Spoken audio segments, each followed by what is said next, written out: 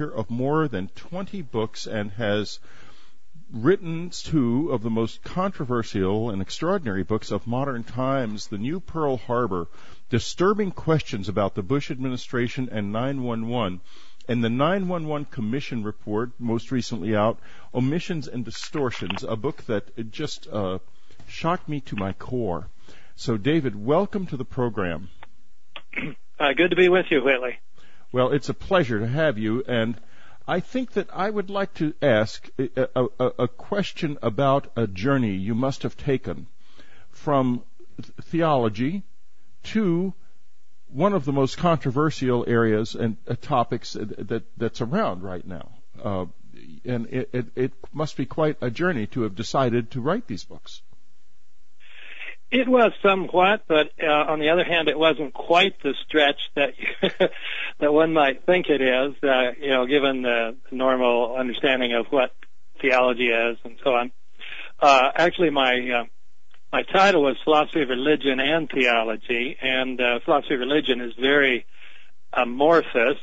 Nobody really knows what it means, so you can do all sorts of things. And one of the main areas I worked in was the science and religion topic. So I have done a lot of work in the philosophy of science. So the whole matter of learning how to study and evaluate evidence is not new to me. On the other hand, another area I've worked a lot in is in religion and politics. And in fact, I've been working on rather grandiose ideas, but more recently a book on U.S. imperialism. So I started the book on U.S. imperialism the day after 9/11. I accepted the normal sort of liberal response that this was blowback for our foreign policy. So I thought I really should work out and document what kind of foreign policy this was. It was not until about a year later that somebody suggested that 9/11 was really an inside job, and I asked for evidence. The guy gave me a website, and I looked at it and didn't find it convincing, so I went back to my other work, and then a few months later, another colleague gave me another website, and that time it led me to Paul Thompson's massive 200-page timeline, and based entirely on mainstream sources. And I saw, even from those sources, he had literally hundreds of stories that contradicted the official account. So that's how I got started on this.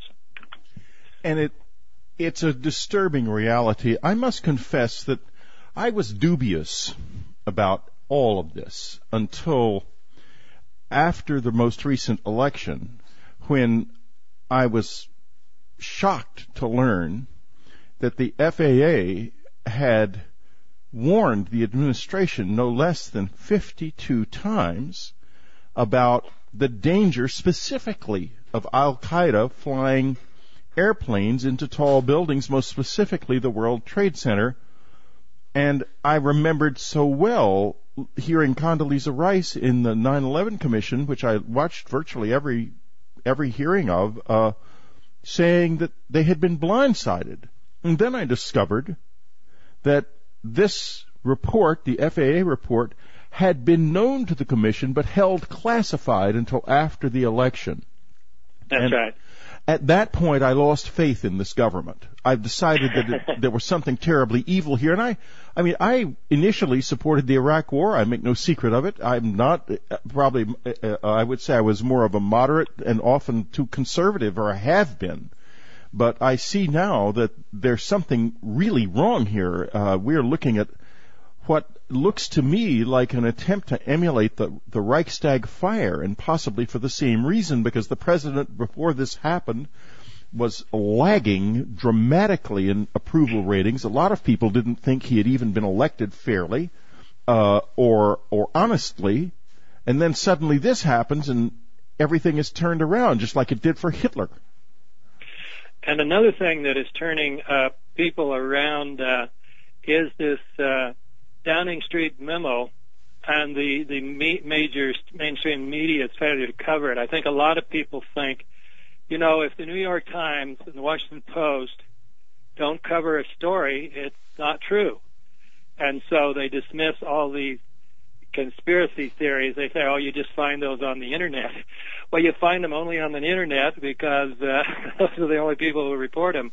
And for a long time after the Downing Street memo hit the Sunday Times of London, it was only the bloggers like Ray McGovern and Greg Palast who were revealing this, and only gradually have we got, and still the New York Times won't make any kind of big deal about it. Even after the interview with Bush and Blair yesterday, they just, the story that I read from the Times, just in a very perfunctory manner said that Bush and Blair both denied that they had fixed policy, even though that's what the memo said, that they had determined in advance the Bush administration had to fix the policy around fix the intelligence and facts around the policy. So the fact that everybody in the mainstream press ridicules the idea that 9/11 might have been an inside job, more people are starting to think, well, maybe that doesn't mean so much. Exactly. You wonder what anything they say means, and I want to go through looking at the new Pearl Harbor first. Could the administration have let this happen? In other words, was this something that they knew was going to happen? I mean, obviously they knew it was going to happen because the FAA had warned them and warned them and warned them. So they must have known it was going to happen. Now, the question, if one is focusing on foreknowledge, is how specific was that foreknowledge? And thus far, everything that the 9/11 Commission brought out, and then everything that was brought out in this additional information, is still fairly general. And people can say, well, we didn't know it was going to happen then, and we didn't know exactly how it was going to happen. We feared something was going to happen. But what they have failed to reveal is that there was highly specific knowledge. So if it was just a let it happen situation, so I've reported those reports about the FBI guys who went to David Shippers, the attorney who prosecuted Clinton, told him 6 weeks ahead of time that these attacks were going to come in Lower Manhattan, and wouldn't he use his influence to get the government to wake up and stop them? And he said he tried to go to Attorney General Ashcroft and warn him repeatedly, and Ashcroft would never return the call. So there are stories like that and other ones that indicate that it was highly specific knowledge where they knew, many members in the FBI knew the dates and the targets. Well, yes, and this gets us to the next step, which is a step I was never willing to take until recently, that this may have been executed by the administration to some extent, or at least perhaps executed by as it's been called, a superbly designed military operation that the administration was in some way completely aware of and in support of. Well, yes, and as I said in my Madison lecture that was played on C-SPAN a couple times a few weeks ago, the preponderance of evidence is not just for letting it happen, but for actually making it happen, because so many of the things, if you look at the collapse of the towers, the attack on the Pentagon, the strange behavior of Bush and his Secret Service on that morning, all of those suggest that it had to have been actually planned and operated by people within our own government. Or people who were, if not within our own government, then certainly using our working in cooperation with it. One wonders what their official positions may be. But it gets me to a very much larger question that goes back to my childhood. When I was a young boy, my father was very connected in the Texas political machine. He was connected with John Connally and Lyndon Johnson, intimately so. And the day before the Kennedy assassination, he suddenly telephoned me at college and told me I was in Maryland at the time, and told me to immediately go to Washington to go to my uncle's house. My uncle was had been in the Department of State until Eisenhower had left office. He was a Republican and was then a lobbyist, but still living in Washington, and to stay there until further notice. Of course, being a college student, I was in the middle of my week of work. It was Wednesday, and I didn't do it. The next thing I knew, that my father had chartered a plane and was flying with the rest of the family to Mexico when he had a heart attack. And then the next day, Kennedy was assassinated. And I have to tell you that in the years after that, I worked in the state capitol, and I had a couple of conversations, completely off the record, of course, with John Connolly, who said there was absolutely no question in his mind, but that there was more than one shooter there. And he said the whole place opened up, was what his exact words, I believe, to me and a group of other young fellows working in that capacity there. And I noticed after his death, his wife Nellie, was brought out on some program and supported the single shooter theory that for not a moment in his lifetime did her husband believe. Now, I go from there to certain oil men who were around George Bush Sr., who have supported him all of his career, and his sons, who I think had a hand in the assassination of JFK, and who may very well have been involved in other incidents like this.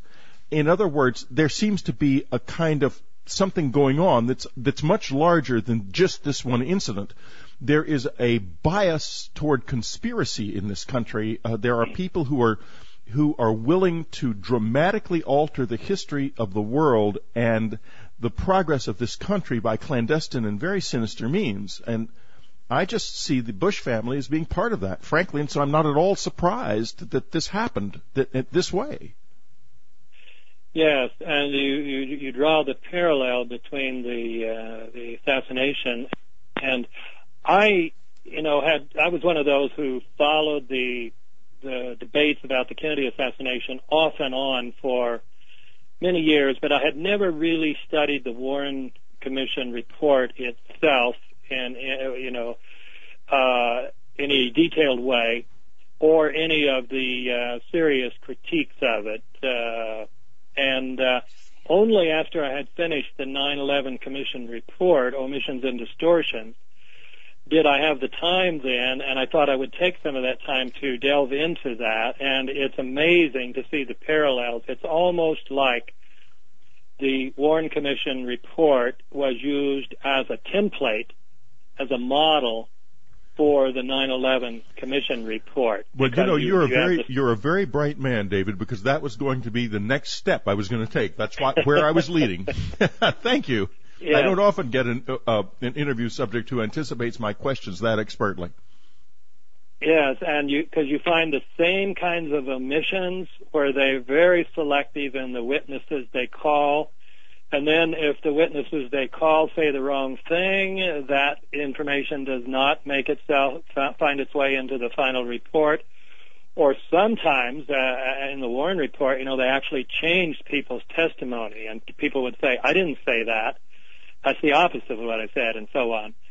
And you have that kind of thing going on here, where people's, like Norman Mineta. Let me give one example. He testified that morning he went down to the underground at 9:20. So that was after the South Tower had been hit, but before the Pentagon had been struck.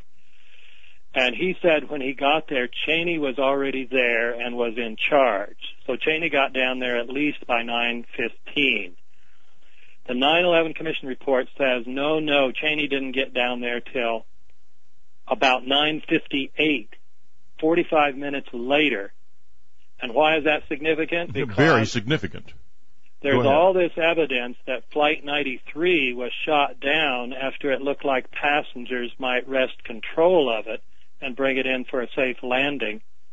And there's all the evidence that it was shot down by a military aircraft. Even Paul Wolfowitz said a military aircraft was on its tail, ready to shoot it down if necessary.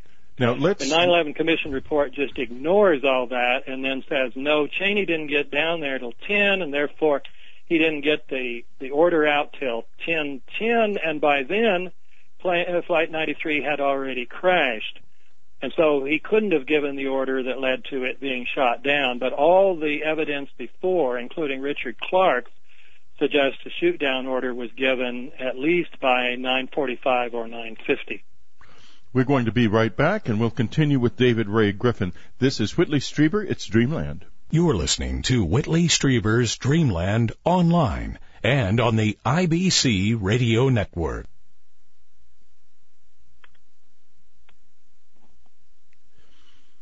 This is Whitley Strieber. It's Dreamland. We're talking to David Ray Griffin. His books, The New Pearl Harbor and the 9/11 Commission Report, must reading if you want to understand the world you live in and a world you're going to have to fight for very soon, or you really ought to. We need to start because we're in trouble here. We are in trouble. Now, we were talking about Dick Cheney's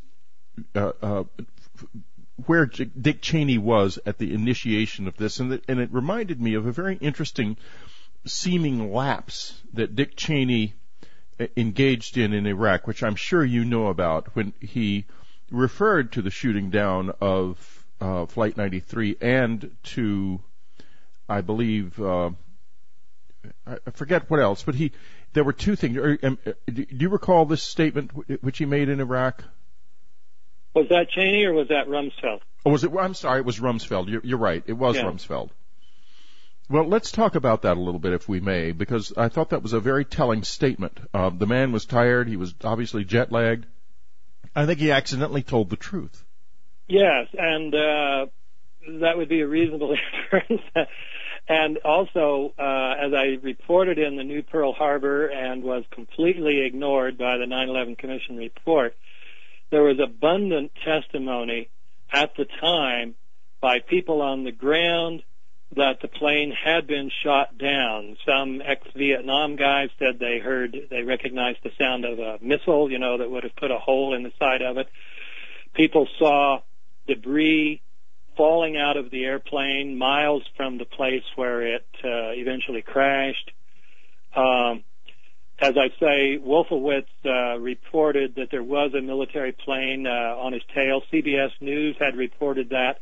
People on the ground, at least 5 or 6 people independently testified to seeing this little white jet. They assumed it was a military jet. And so there's all this evidence, and the 9/11 Commission simply ignores it. And one bit of the evidence was that it was well reported that one of the pilots who allegedly, went to try to rescue stop Flight 75 from hitting the South Tower, when he got back to his base, he got out of the plane and said that he heard that Flight 93 had been shot down. Yes, which was reported that day in the news. I remember hearing that.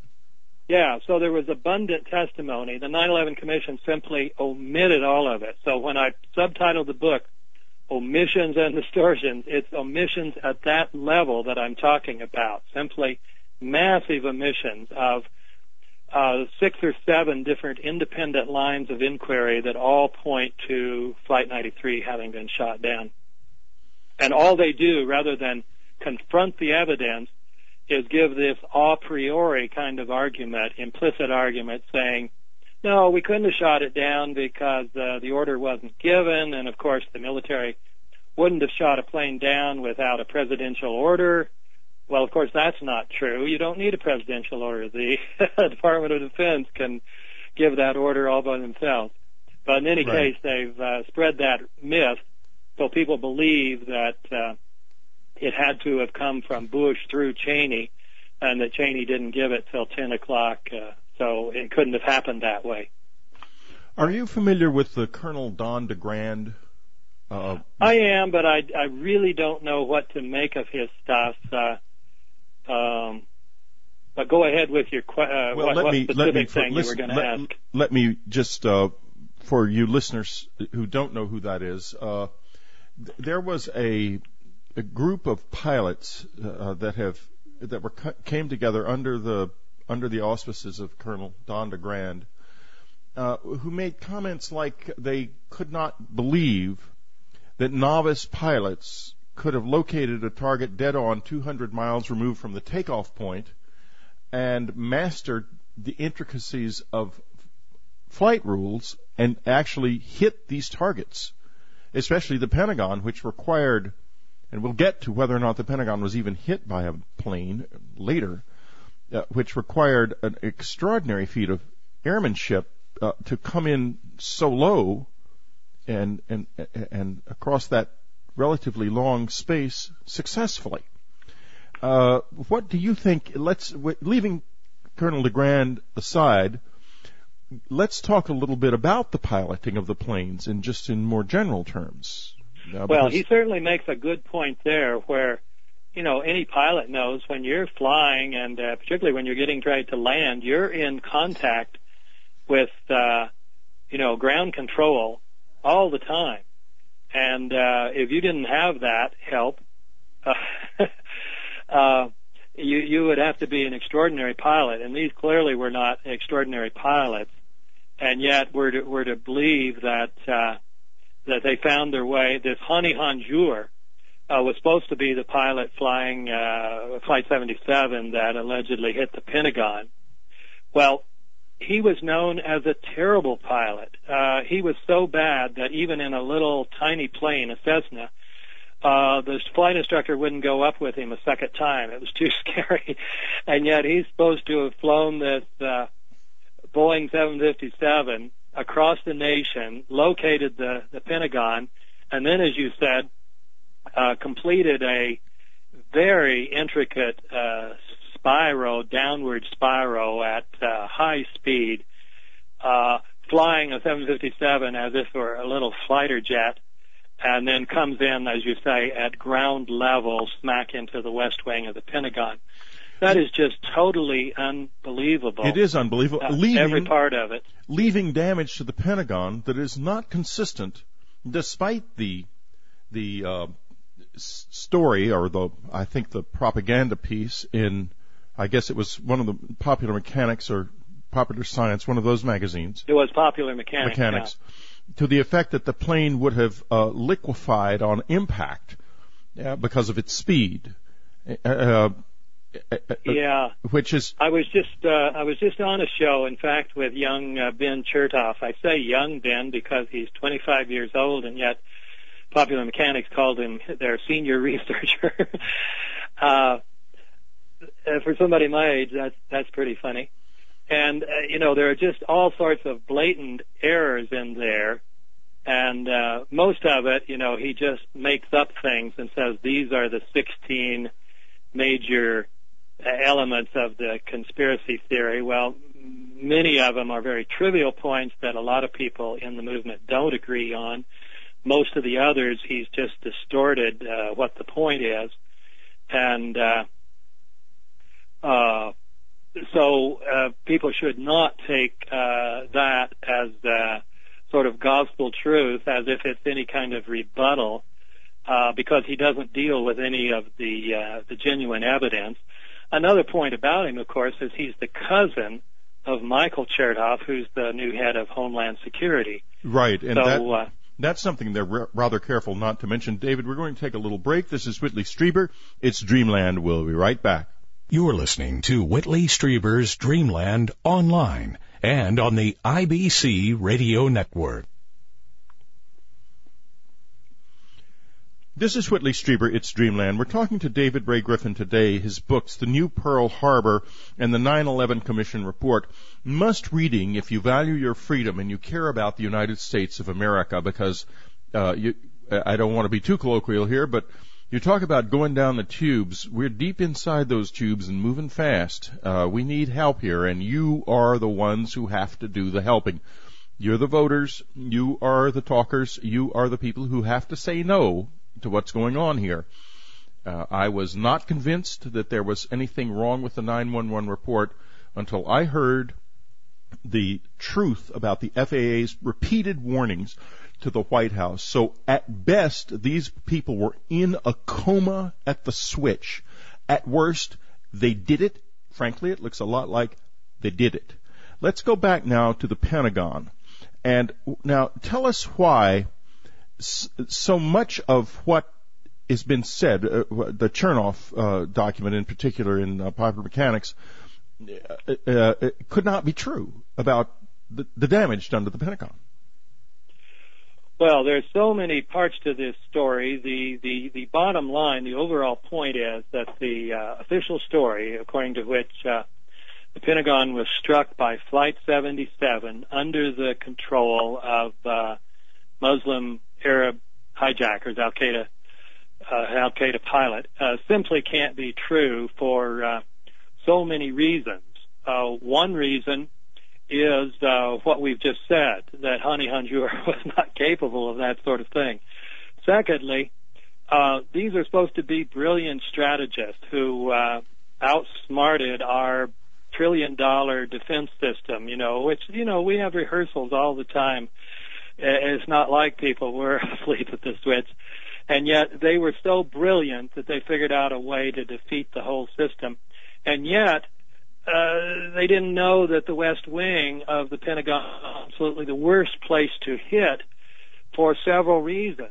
One, if they really hated America and its military, and so they would have wanted to kill Rumsfeld and the top brass. Well, they were over in the East Wing, far away from the West Wing as you could get. Secondly, to hit the West Wing, they had to execute that extremely difficult maneuver, which could have very easily failed, assuming the truth of the story that, it was controlled by the pilot. Whereas the Pentagon is many acres with a roof, many acres in diameter, and all they had to do was run into the roof, and they would have caused a lot more damage, and there had been no possibility of missing. Thirdly, the West Wing was being renovated, and so it had been strengthened, so it was much stronger on the outside, and therefore hitting the West Wing did far less damage than hitting any other part of the Pentagon would have. Finally, the workers were still doing the renovation, and very few Pentagon workers were in there. Normally there would have been thousands, and many hundreds and probably thousands would have been killed, but only 125, and most of those were civilians who were working on the renovation. So that by itself suggests that the story isn't true. And then I say there are many other facts that point away from the truth too. Then we get to the double question of what hit the Pentagon and where's the plane? Yeah. So some of the other evidence is that at least it is debated within the 9/11 community among people of intelligence and goodwill whether it really was a Boeing 757. I still am convinced that the evidence does not support the view and supports the view that it had to be some other kind of aircraft. But or a missile. Yeah, that's what I mean. Say either a small military airplane or a missile. And of course, that was another slip that Rumsfeld made in that parade interview. Yes. And talked about the missile that hit the Pentagon. The Pentagon. But in any case, all those debates could be solved by simply getting the video that was confiscated by the FBI. And get this, right after the Pentagon has been hit for the first time in history, everybody in Washington ought to be traumatized. The FBI had the presence of mind to get over to the gas station across the freeway within 5 minutes and confiscate the camera, the film, which would show what it was that hit the Pentagon, and the government has never been willing to release that. The 9/11 Commission didn't even mention the fact of that video and other videos that are available, which could settle the case, and of course they didn't subpoena it. They didn't subpoena anything, No, you talk about a smoking gun, David. I mean, you've got a lot of guns here, and they're all smoking, but that one's really smoking. That's a damning piece of evidence. so now for the falsity of the administration's claim of why we went to Iraq, we now do have a smoking memo, but which many people are saying this is the smoking gun. With 9/11, you have about you've got 30 or 40 smoking guns. If people just look into this story, you see that, and that's what I've done. I've constructed what you would call a cumulative argument. So it's not like a deductive argument where you say no chain is stronger than the weakest link, so you destroy the one point and the whole argument falls. No. Right. Yeah, about 24 different lines of argumentation that all point to A, the government's theory is false, B, the government was complicit. And so let's say that 10 of those get knocked down. That would be generous. But let's say that was occurring. You would still have 14 different lines of argument, some of which contain several smoking guns apiece. Now, I would like to go to another country. What I would like to do is to go to Pakistan, because this is almost never addressed, the involvement of Pakistan and their relationship to 9/11. I'm sure that most of my listeners are completely being blindsided by this question, even those who have listened to you before, because for some reason nobody asks you very much about it. But tell us a little bit about Pakistan's intelligence service and the role it appears to have played in this. Yeah, let me preface that by saying that I don't claim to know, and I have not developed a theory as to what really happened that day. My focus in my first book was on simply that the official story seemed not to be true, and so I've been trying to make that negative point. With regard to my second book, my point is there were lots of things the 9/11 Commission should have discussed.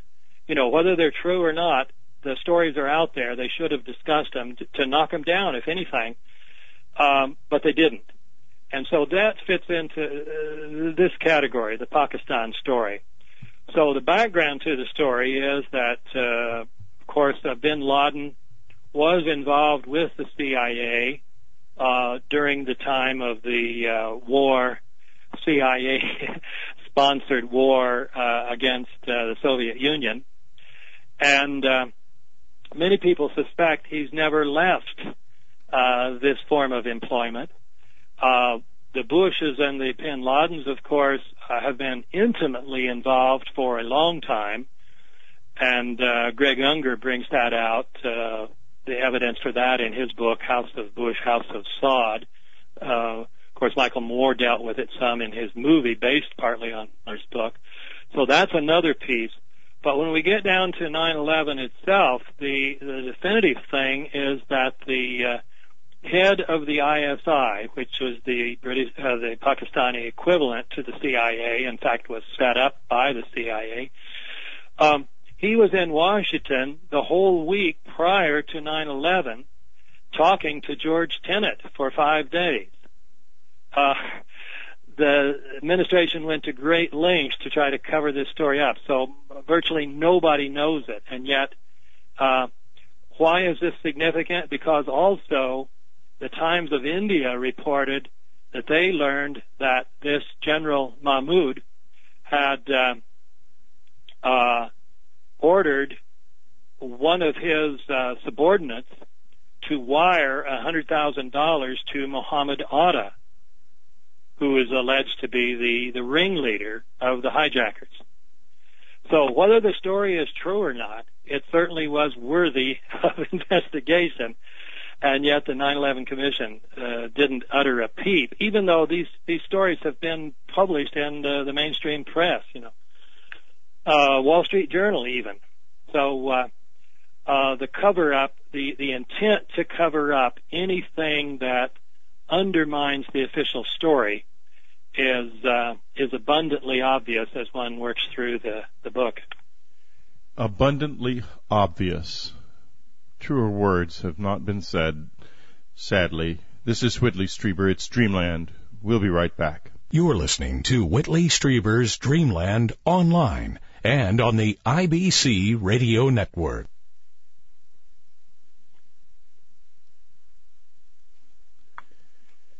This is Whitley Strieber, It's Dreamland. We're talking with David Ray Griffin, his books, The New Pearl Harbor and the 9/11 Commission Report. Must reading if you value the freedom of your children and your grandchildren. Now, David, let's talk a little bit about another area that I've listened to many of your interviews and seen, of course, the C-SPAN one. In fact, we even ran the audio of the C-SPAN one on Dreamland because so many people wrote us saying that it had not been made available by their cable systems. So, and that's something you'll never hear, never be able to get any clear information about. But they were grateful that they could at least get the audio.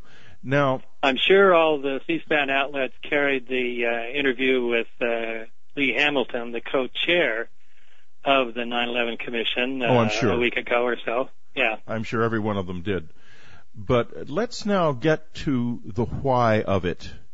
And I think that this country has been failing badly since Kennedy was killed. We have not had a president in my opinion, of presidential quality since then. I think Dwight Eisenhower was an extraordinary president. I didn't necessarily agree with him or with JFK all that much in their areas of in the way they handled the presidency, but they were presidential people. Subsequent to that, we've gotten what to me looked like a bunch of killers and misanthropes like Lyndon Johnson, who was, in my opinion, a mental case, and Dick Nixon the same, paranoid. Something was wrong with him. Ronald Reagan had severe memory loss starting in the beginning of his first term that was concealed completely. And what was in the office in the second term, God only knows, but it certainly wasn't him.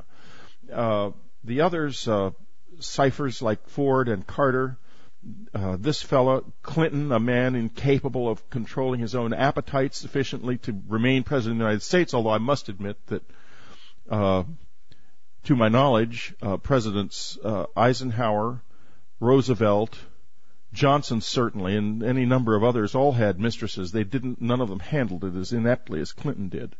In any case, lousy presidents, a country that's hurting. Now, what do you think Bush intended to accomplish by this? What was his goal? Well, the first thing I'd say is we shouldn't personalize it in terms of George W. Bush. If this is true, the subtitle of my first book is Bush Administration. And as I point out in there's pretty good evidence from, an FBI informant that a Pakistani ISI member looked at the World Trade Center towers in 1999 and said those towers are coming down. So this plan was probably in the works long before anybody knew for sure that George W. Bush was going to be president.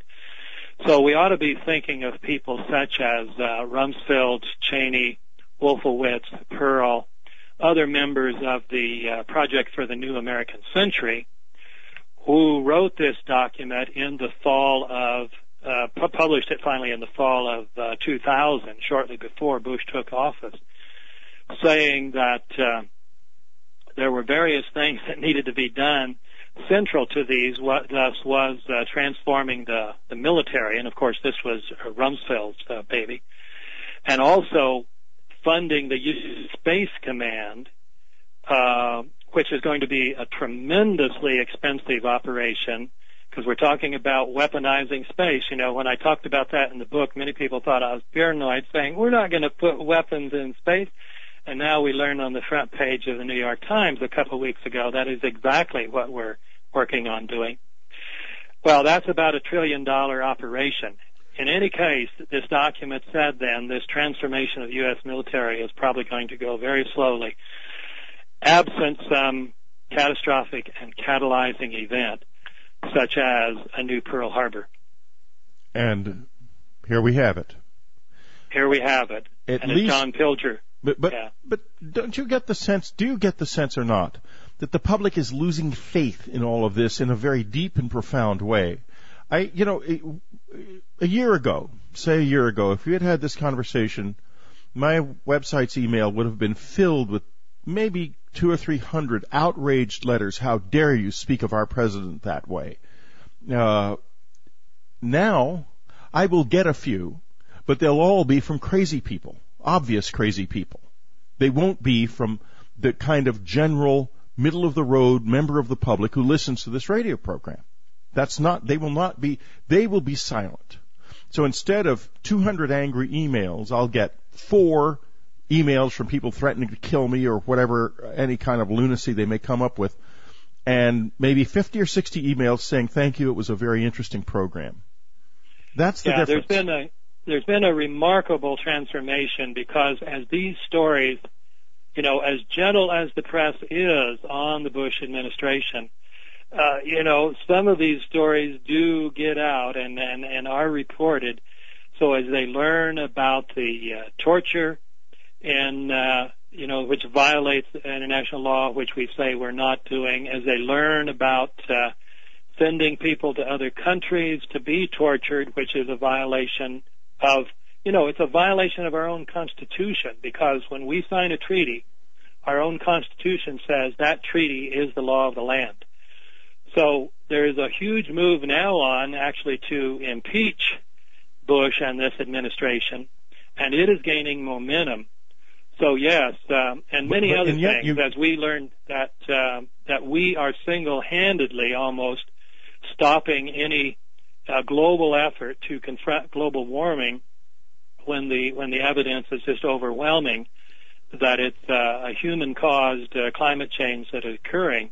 So the cumulative effect of this is that, yes, I think people are much more open now to at least considering the possibility, maybe they did 9/11 too for the sake of going to Afghanistan to get the Caspian oil, going to Iraq, which is the second largest country with has second largest known oil reserves, and so on. Now, we have a situation, and I want to get back now to the weaponization of space. Other countries, our allies, or titular allies, I should say, in Europe, they no longer are nearly as much allies as they once were, with the exception of the UK, who expects to participate, I think, in the weaponization of space. But other countries around the world are uniformly opposed to this, because it will give the United States overwhelming power to instantaneously destroy enemies in detail on the ground anywhere on the planet with virtually no warning at all. Now, this is a prescription for extending something which now exists beneath the surface in the United States. I don't believe we have a free press here anymore. The New York Times has traditionally always been soft on whatever administration. The administration is always number one. That's why they missed Watergate. And then came along Johnny-come-latelys with the Pentagon Papers trying to make up for it. They don't even bother to make up for it now. They just miss everything. The rest of the press, as you say, is extremely soft on this terrible administration. You almost, I thought for a while after Abu Ghraib that the only place that was really going to show any kind of a conscience was the New Yorker. When I heard Rush Limbaugh on the radio laughing about it and saying he thought it was just was no more serious than a fraternity prank, a fraternity initiation.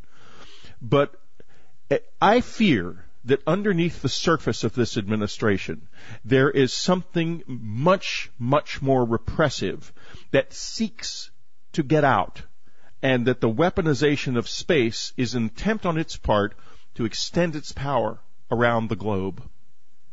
Well, yes, and this is, as I said in my Madison CSUN talk, what's going on here is what Richard Falk calls the global domination project.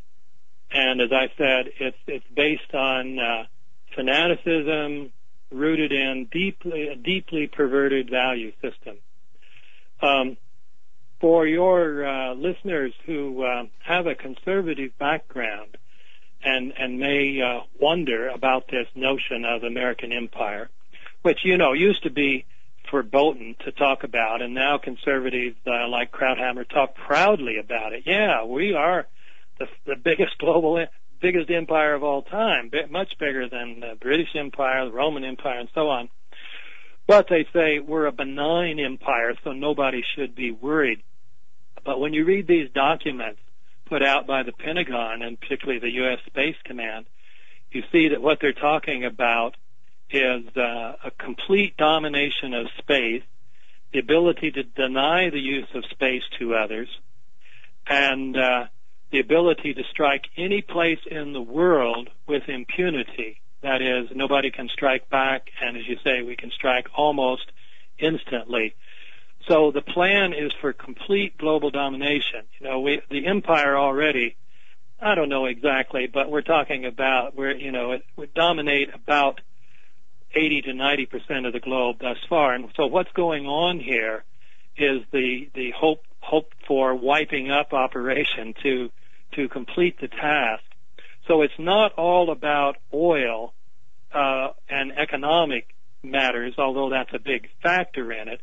It's also the human love of power. And, of course, people who tend to go into government at this level tend to be people who love power, and particularly ones who go to the top. So they really want to have the first absolute global empire, all-inclusive of all time. And I think once the American people understand that, and particularly people with a conservative background who've always believed in limited government, yes, who've always believed in using our power in a moral way, will be appalled when they understand. So let me mention a book they should read. Andrew Bacevich, Bacevich. He was on C-SPAN the same weekend I was. I don't know him. He's a professor of international relations at Boston University. He is a very strong conservative, very right-wing, and yet he said he realized a few years ago that his view about what America was about in the world while we were fighting the so-called Cold War was a total mistake. And he went back and restudied and said what we've been doing for the past century is working towards a global empire. And that is what has really been going on all along. So read his book. The first one's called American Empire, and now the second book is about the militarization of America. Interestingly enough, I have read American Empire, and I can add that. It is a very fine book, and it makes you realize, and any conservative realize, that we're not dealing with conservatives at all. We're dealing with a bunch of firebugs with matches. That's how conservative they are. We are going to go in one of two directions, I think. Either we're going to regain our freedom and refocus our national energies on the serious business of saving this planet for ourselves, our children, and future generations. We're going to let this happen, and the planet is going to bite us, because as those of you who listen to Dreamland and watch Unknown Country know, there's totally unreported in the general media. Already we know that the Gulf Stream is in a terminal state of preparing to stop altogether. It is certainly slowing down. And when that happens, everything changes. This world that we live in changes. It is not the world we live in now, and it becomes unviable in profound ways. David Ray Griffin, I would like to thank you for having been with us. I thought it was a most searching and fascinating interview, and I'm so glad I got you to talk about quite a few things that you don't talk about very often. It was most interesting. Thank you for being with us. It was my pleasure, Whitley. Thank you. David Ray Griffin's books, The New Pearl Harbor, Disturbing Questions About the Bush Administration and 9/11, the 9/11 Commission Report, Omissions and Distortions, tremendously important. They belong in your life. This is Whitley Strieber. It's Dreamland. We'll be right back. You're listening to Whitley Strieber's Dreamland online and on the IBC Radio Network.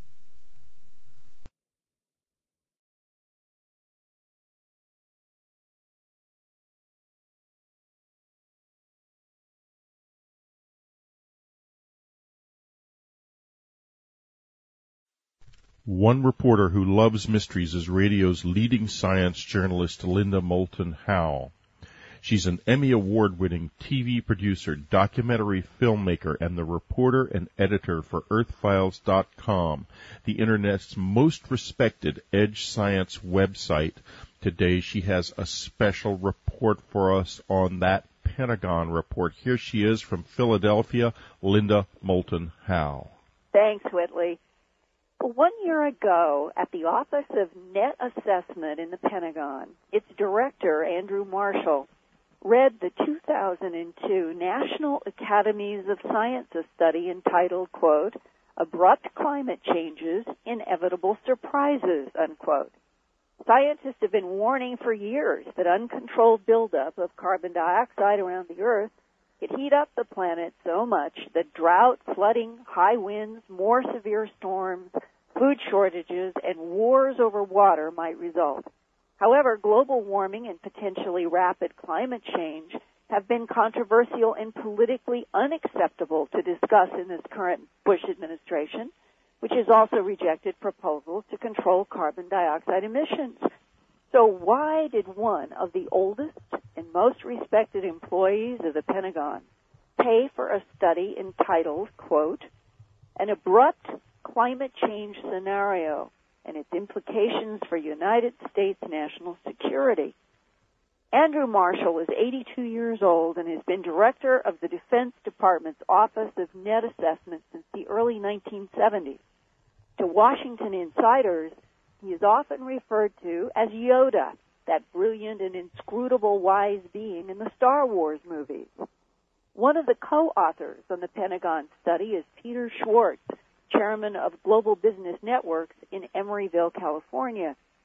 He says that Andrew Marshall asked him, quote, Suppose the abrupt climate change guys are right. What would happen? Schwartz and his colleague Doug Randall had written futurist scenarios for the Pentagon before. In their executive summary of this climate scenario study for the Pentagon, Schwartz and Randall wrote, quote, The purpose of this report is to imagine the unthinkable, to push the boundaries of current research on climate change so that we might better understand the potential implications on United States national security. We have created a climate change scenario that, although not the most likely, is plausible and would challenge United States national security in ways that should be considered immediately, unquote. Now, the scenario the futurists feature is a change in the current of the Atlantic Ocean that now keeps Great Britain and parts of Europe warmer than they otherwise would be at their northern latitudes. Further, the futurists project the possibility of that warm current stopping its circulation by 2020. That's only 16 years from now. At my website, www.earthfiles.com, I have included a section from the Pentagon scenario about the, quote, disruption and conflict around the world that will be endemic features of life, according to this study, if such a rapid climate change should occur. And I also have a hot link to the entire Pentagon report. What's curious is that this 22-page study was quietly shelved in the Pentagon since October of 2003, and then suddenly was leaked to the Observer in London and Fortune magazine on Sunday, February 22nd for news release. Every climate scientist that I have talked with this week is surprised, perhaps because of the shock and confusion that this study's release provoked. On Monday, February 23rd, Andrew Marshall's Pentagon office released this simple statement, quote, The Defense Department continuously looks ahead to ensure that we are prepared in the future for any contingency, unquote.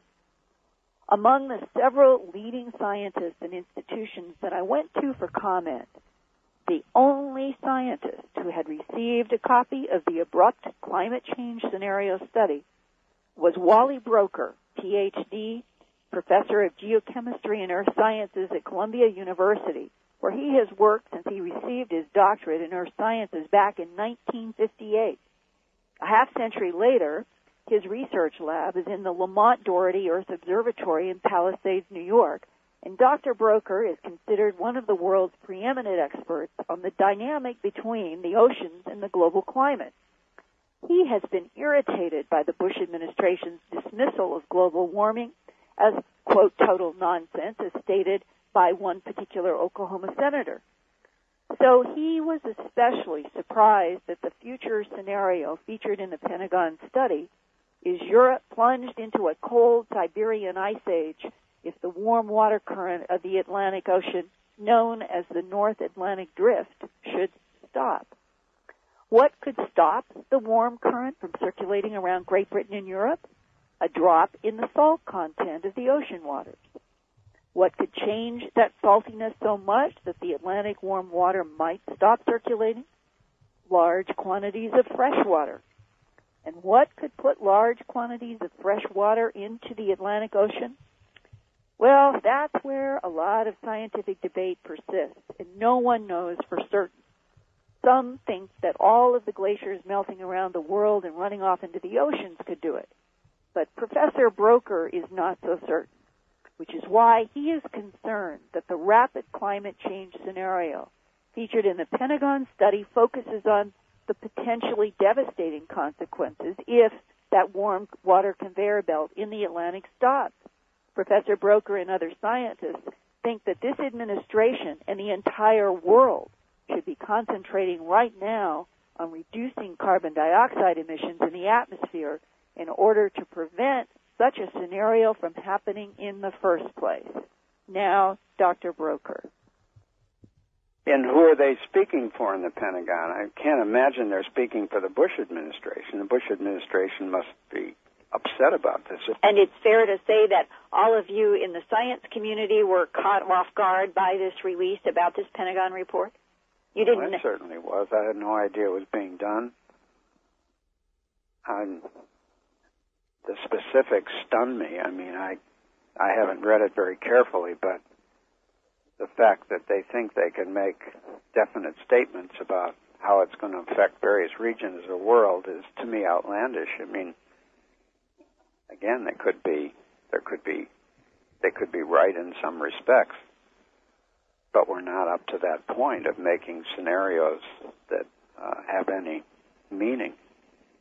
So why they're doing this, I don't know. I mean, I would think that certainly the Pentagon ought to think about this because a lot of aspects, the whole world is so closely tied together that anything that happens climate-wise can have, like if China were to have continuing droughts so that it couldn't produce enough grain to feed itself, it would start buying grain, and of course we supply half of the world's grain or something, so we'd be selling the Chinese grain, which would raise our food prices and so forth, so that the whole situation is really complex.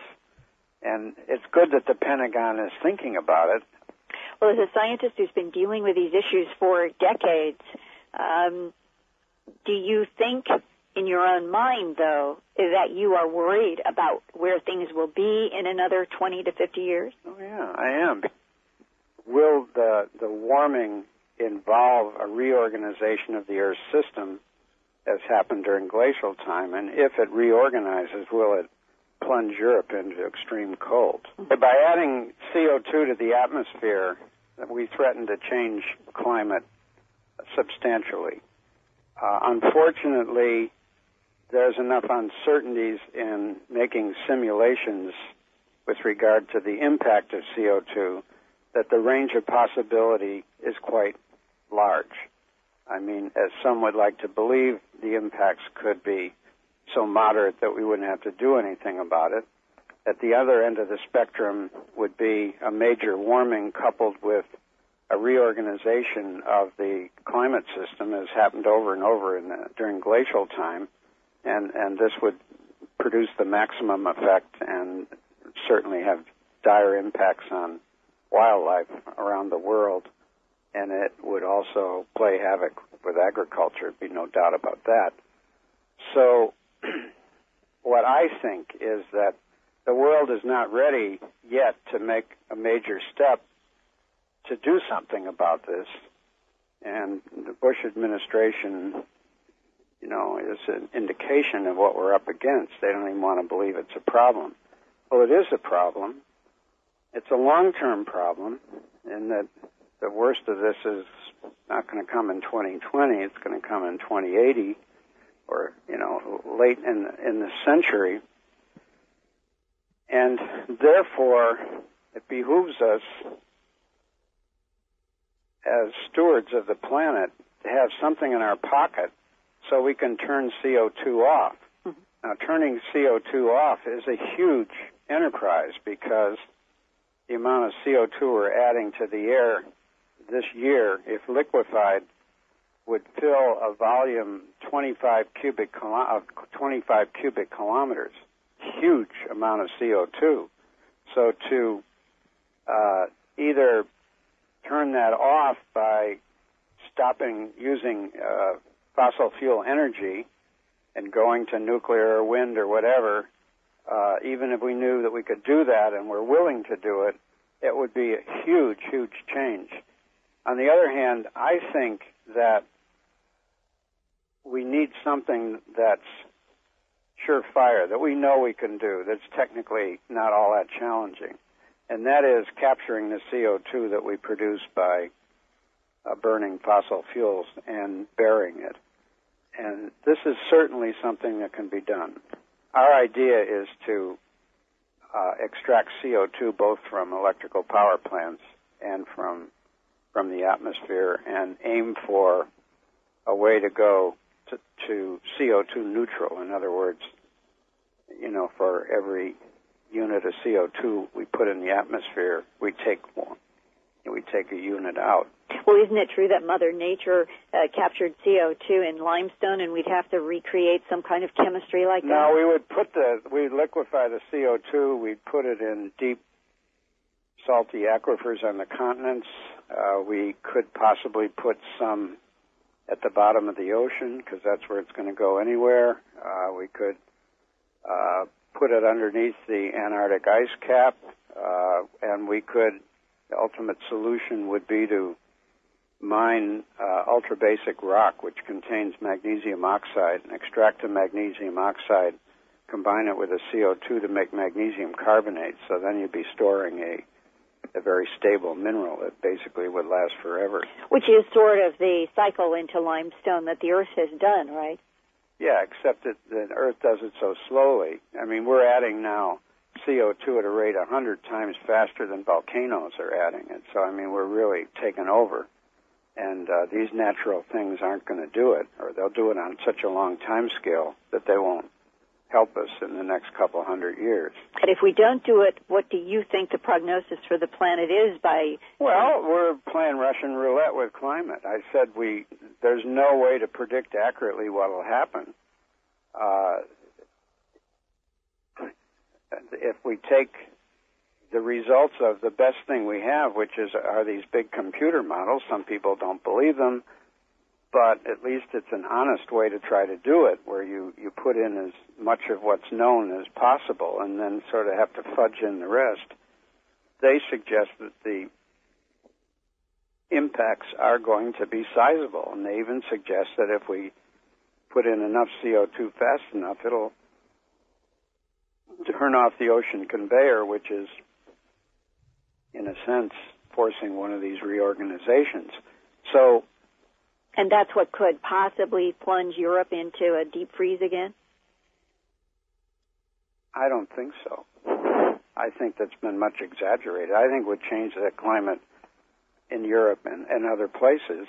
But after all, it's going to be countering an already, serious warming. So you could say one way to look at it would bring Europe back to where it is now from being warmer. Mm-hmm. And it's part of the uncertainty. The answer is we don't really know what it would do. And any speculation on that is just speculation at this point. There are a lot of people struggling to put it in context so we can make more definite statements. But if people make those statements now, they're just talking through their hats. Is there evidence that the North Atlantic drift has stopped for a specific reason in our planet's recent climate history? Well, certainly we're quite sure it was stopped anywhere between 5 and 18 times during the glacial period. And but since the glacial period ended, and for the last 12,000 years, we've had reasonably warm climates on the planet, and the climate has been very stable compared to what it was during glacial time when it was bouncing all over the place. And we've only had one episode during that 12,000 years, and that was 8,200 years ago, when water that was pooling in front of the retreating Canadian ice cap in a big lake, suddenly an ice dam broke and allowed a lot of that water to go into the North Atlantic. And we think it did kill circulation. I mean, it did kill a conveyor. And the impact of that was a 5-degree cooling in Greenland, a drop in the global methane content, which would suggest that areas of swamps that are main methane producers were reduced. It was drier. And the monsoons were slightly weakened. So the impact of this was broad. But again, it was a sudden surge of a very large amount of water that did this job. Would the melting glaciers today on the planet? No, they're too slow. I mean, we don't have any pooling of great amounts of water. So the way people envision this happening is that as you warm the planet, and now you warm the planet, you strengthen what we call a hydrologic cycle, more water evaporating off the ocean, more rain falling, and in particular more rain falling in the northern Atlantic and into the continents, surrounding the North Atlantic, so more fresh water going in. And that just hydrologic, normal rainfall and stuff, in models has been shown to be that the model conveyor belts stop. And if you do this, rapidly enough and over a long enough period of time, that doesn't mean it's really going to happen, because models are models, and they're imperfect, and so they suggest that it could happen. Do they suggest a timetable of when it could happen? Well, most of the models would suggest this is something that wouldn't happen before 2050. On the other hand, the Woods Hole group has been screaming that it's already happening, which is interesting. I mean, their evidence for this is solid, that something's happening. And Alaska is warming much faster than the rest of the planet, and something's going on up there that we don't understand. And whether it's natural fluctuation that'll go away, or whether it's a precursor to the CO2, and that already something big is happening. If it's that it really is being driven by CO2, then we may be in for even deeper trouble, because we really haven't added that much. I mean, we've gone from 280 parts per million to 370. If we continue business as usual and get 85% of our energy from fossil fuels, and there's plenty of fossil fuels to do this, we'll push the CO2 up to between 700 and 800 parts per million, toward the end of the next century. And so the fact that CO2 stays in the atmosphere so long means that as long as we're using fossil fuels, it's just going to keep going up, and then presumably the impacts are going to get greater and greater. And it is surprising to me that anything's happening so soon. Meaning that Alaska and the tundra seem to be melting already. Yeah, at a higher rate than you'd expect from what's happening on the rest of the planet. And, Alaska has gotten so warm that forests are being infested by pests that couldn't hack it before. And the ice along the, Alaska and Canadian archipelago is decreasing, and the shores are being eroded. The tundra is softening. The equipment that involved with the oil pipeline, their work season, if they obey the rules as far as what temperatures they can work at, has been cut, I think, more than a month because of the warming. So the period of really cold climate up there is considerably, annual period is shortened. And the implication is that there could be a lot of fresh water that is coming off of the Alaska tundra. I don't think anybody knows that. I don't think anybody understands why it's happening. Some of the models say that the biggest effects will be in the north. If you start to melt sea ice and open blue water, then of course you expose warm water in the sense that it can't get below the freezing point of seawater to the atmosphere, whereas before you could have sea ice that could be minus 30 degrees centigrade on top. See what I mean? Mm-hmm. And so that may have something to do with it, that there's just more open regions in the Arctic. And if it's but we don't know. That's the tragedy of it all, is that this system is so complicated. And even though there's a hell of a lot of smart people working full time to try to understand what's going on, the system is so complicated that the kind of answers you would like to have and we would like to give just aren't there. And if we try to say that we understand, we're bullshitting the world, because we don't. Mm-hmm. But as I said, well within the range of possibility are some very large impacts on the climate system. And these impacts are going to be global. And I think to focus on whether Europe is going to become like Siberia is a very extreme thing, and it's self-centric for the Europeans. They should think about the whole world and what the poor people of the world and the poor wildlife of the world are going to do in response to this. We can take care of ourselves. We've got enough money to cope with almost anything. But, there are 3 billion people who don't. And if Alaska and the tundra are melting, is the same thing happening in Greenland, and could that affect the conveyor belt in the North Atlantic? Greenland. Well, as I said, I think that changes in fresh water up there are going to come from rainfall and river runoff. There's not enough water stored in the... the rate at which the tundra is melting back, I don't think is making a very large effect on the freshwater budget. It's a small addition.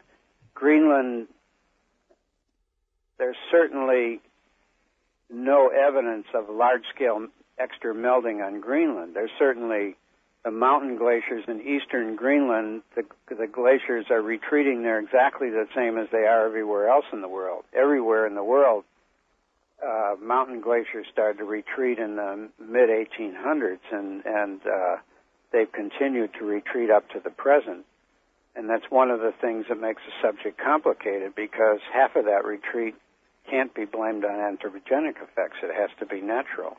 I see. So then people who don't want to believe CO2 is a problem say, well, if the first half is due to that, why not the second half? Maybe we don't have any CO2 warming. Meaning that if it goes back to the mid-1800s, that was warming separate from cars and industry.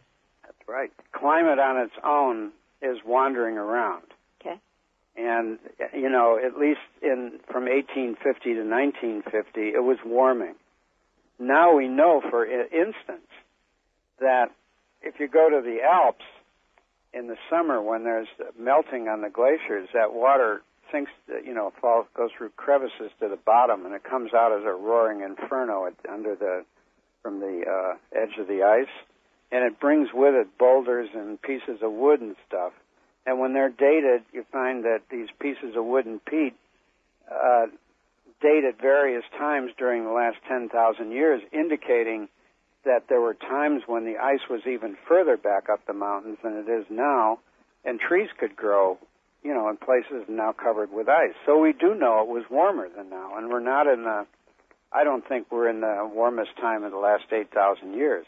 The thing we have to respect is this is complicated, and people can argue for a long time this way, that way, and the other way, no matter how they think about it, that we're giving the system such a big poke that there is a reasonable likelihood that something's going to happen, and therefore we ought to be prepared to thwart it. But let's say, as a prudent society, we've got to be prepared to do something, and let's put that amount of effort into getting ready to cut off the CO2. If we don't need to do it, we leave it on the shelf. If climate doesn't warm, okay, then we're all right.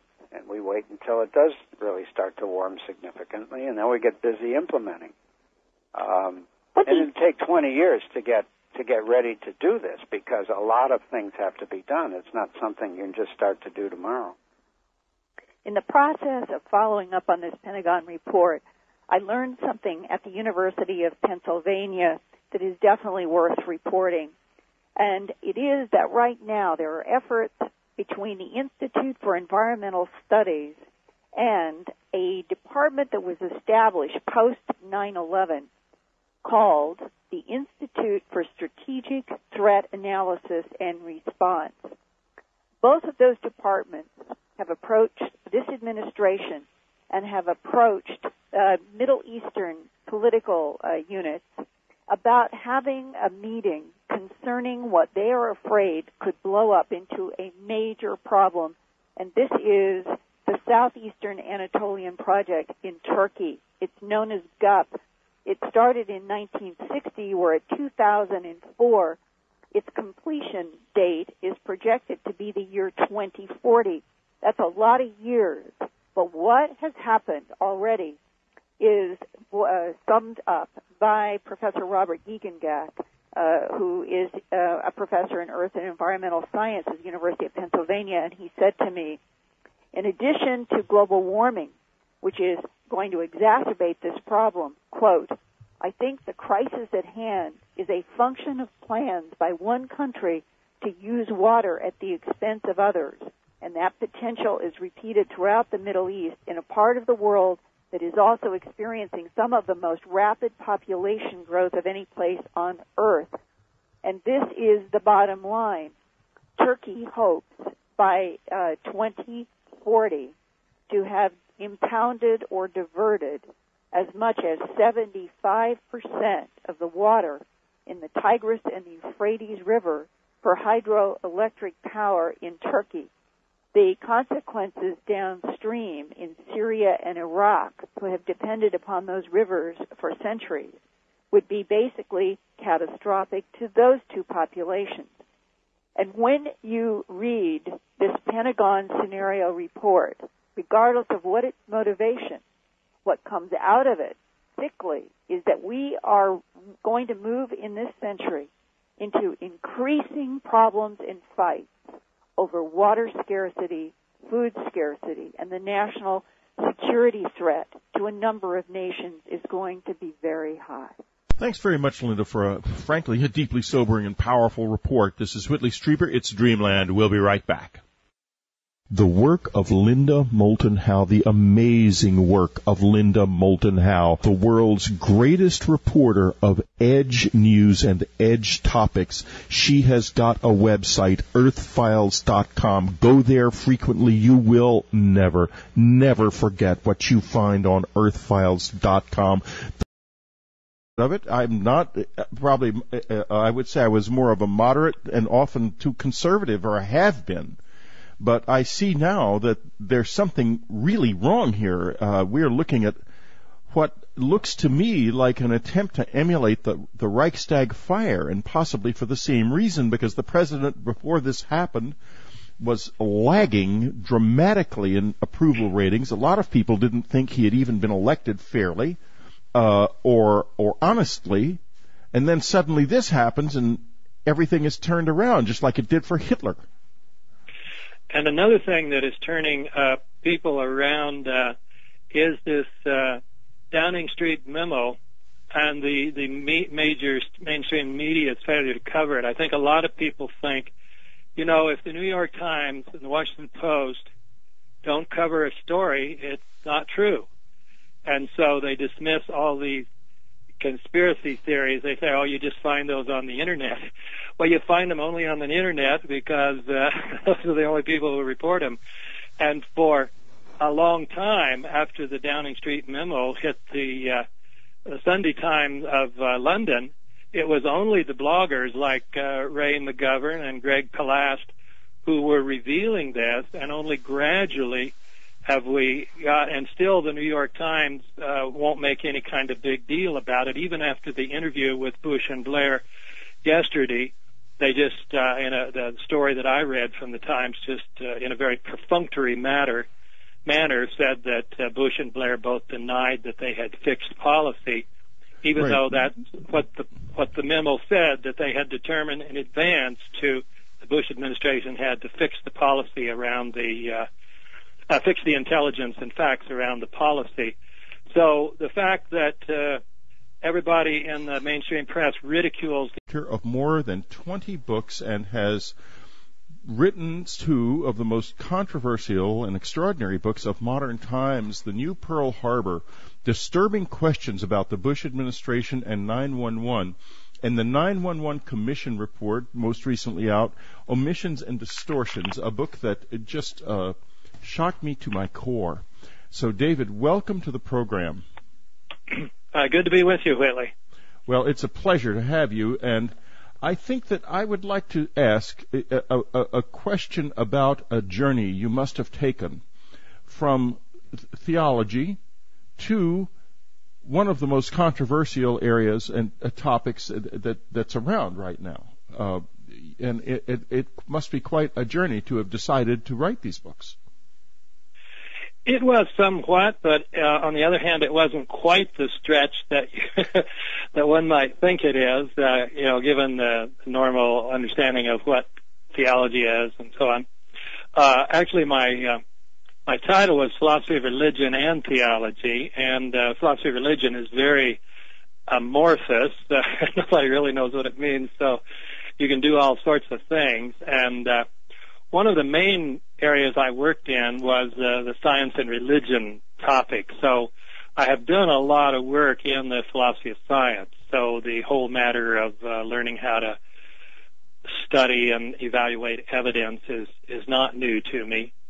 On the other hand, another area I've worked a lot in is in religion and politics. And in fact, I've been working on rather grandiose ideas, but more recently a book on U.S. imperialism. So I started the book on U.S. imperialism the day after 9/11. I accepted may have been executed by the administration to some extent, or at least perhaps executed by, as it's been called, a superbly designed military operation that the administration was in some way completely aware of and in support of.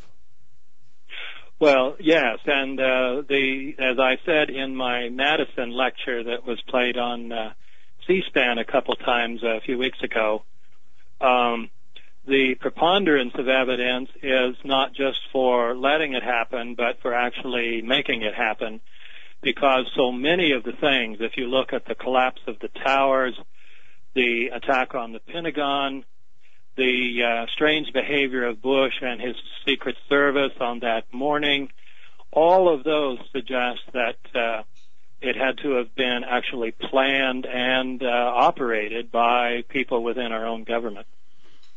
Or people who were, if not within our own government, then certainly using our working in cooperation with it. One wonders what their official positions may be. But it gets me to a very much larger question that goes back to my childhood. When I was a young boy, my father was very connected in the Texas political machine. He was connected with John Connally and Lyndon Johnson, intimately so. And the day before the Kennedy assassination, he suddenly telephoned me at college and told me I was in Maryland at the time, and told me to immediately go to Washington to go to my uncle's house. My uncle had been in the Department of State until Eisenhower left office. He was a Republican and was then a lobbyist, but still. The idea that 9/11 might have been an inside job, more people are starting to think, well, maybe that doesn't mean so much. Exactly. You wonder what anything they say means, and I want to go through looking at the New Pearl Harbor first. Could the administration have let this happen? In other words, was this something that they knew was going to happen? I mean, obviously they knew it was going to happen because the FAA had warned them and warned them and warned them. So they must have known it was going to happen.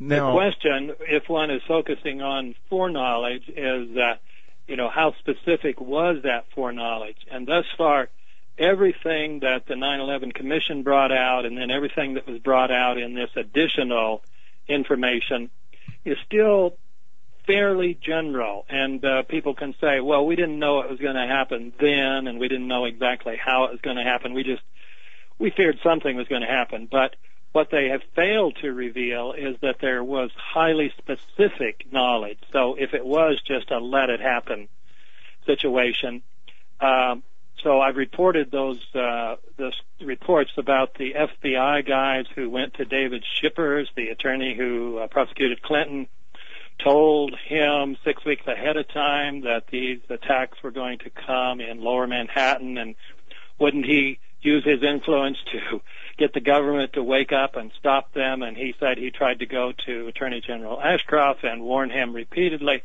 and Ashcroft would never return the call. So there are stories like that and other ones that indicate that it was highly specific knowledge where they knew, many members in the FBI knew the dates and the targets. Well, yes, and this gets us to the next step, which is a step I was never willing to take until recently. That this the normal sort of liberal response that this was blowback for our foreign policy. So I thought I really should work out and document what kind of foreign policy this was.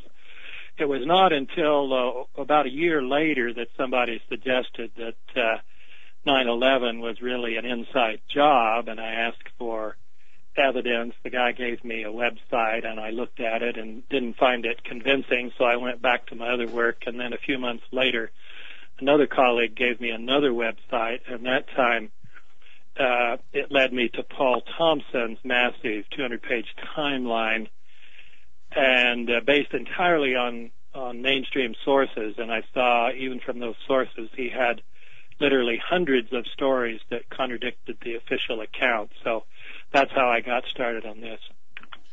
And it's a disturbing reality. I must confess that I was dubious about all of this until after the most recent election, when I was shocked to learn that the FAA had warned the administration no less than 52 times about the danger specifically of Al-Qaeda flying airplanes into tall buildings, most specifically the World Trade Center. And I remembered so well hearing Condoleezza Rice in the 9/11 Commission, which I watched virtually every hearing of, saying that they had been blindsided. And then I discovered that this report, the FAA report, had been known to the Commission but held classified until after the election. That's right. At that point, I lost faith in this government. I've decided that there was something terribly evil here. And I initially supported the Iraq War. I make no secret